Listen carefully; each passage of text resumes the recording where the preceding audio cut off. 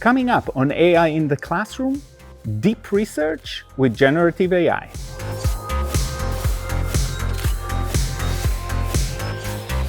Hi, my name is Guy Trainin, and this is AI in the Classroom from TechEdge. And today I want to talk briefly about research agents, or what the AI world has dubbed deep research. And the reason that I love it is it's the first agent that really became popular as we were trying generative AI. And what agent usually means is it can act on its own and it doesn't need your constant feedback. And it also goes through multiple steps to solve a specific problem. In this case, it's a research problem. So I will give you an example. For example, I wanted to do a report on which universities offer training in becoming UX designers and UI designers, and what certification or degree path and what are the costs. So this was very, very general. And then what happens is, and I'm working right now with OpenAI, but most of the other prominent models out there will follow up with the same thing, is it asks you a series of questions. That is, it's already thought through some of what's going on and said, tell me a little bit more what you're looking for. Are you looking for degrees or certifications? Do you want online programs, in person, or both? So it gives you some options to potentially narrow down the research, or you can say, no, I want everything, and that's fine too. It'll do the work.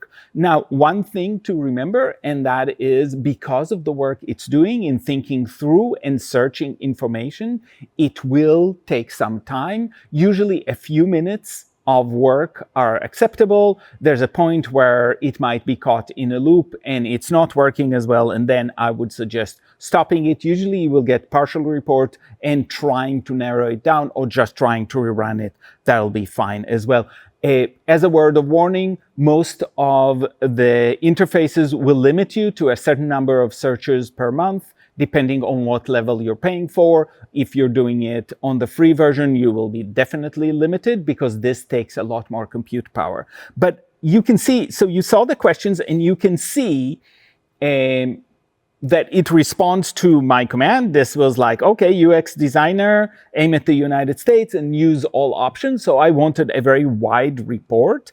And you can see that it took about 6 minutes. It does report that. It looked at 40 sources out of 105 searches. So you have a sense. Why do I love it? Besides the fact that I get a report, what we have here is a control over hallucination. And the reason you have control over hallucination is that it does contain links that you can follow and make sure that the information is accurate. So if you're interested, or something sounds fishy or too good to be true, you can definitely see that it's linked to something specific, but you can also hop and say, oh, that's what they're doing. Is this really in line with that report, or is there extra information? So this is probably the most important piece, because the thing we are worried about when we're getting reports is it something real or is it hallucination? Now, if I'm just writing a letter or a note, it doesn't matter. The text has to appeal to me. But if we're talking about something that has to be rooted in real information,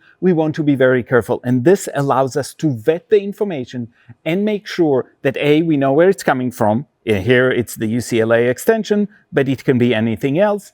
And also what variety of sources, and even at first glance, are they credible resources? So are these universities I'm recognizing, or are these some things that are kind of shady? And those are not the places I want to emulate if I want to think about creating a certificate for UX design. So this allows us to really have a good sense of what's going on and the ability to track. And it gives us a huge advantage over the regular output that LLM makes.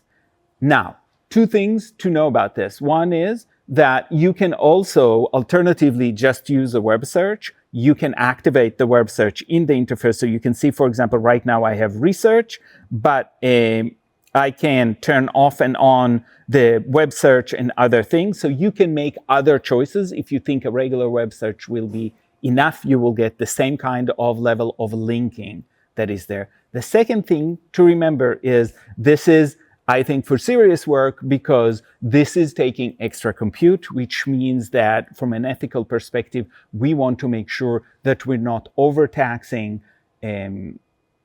the environment and the energy sources for things that aren't really useful and we're just messing about. So use it for things that are meaningful to you. But I do highly recommend playing with it and seeing what it can do. I think it's quite magical. And I'll see you next time on AI in the Classroom.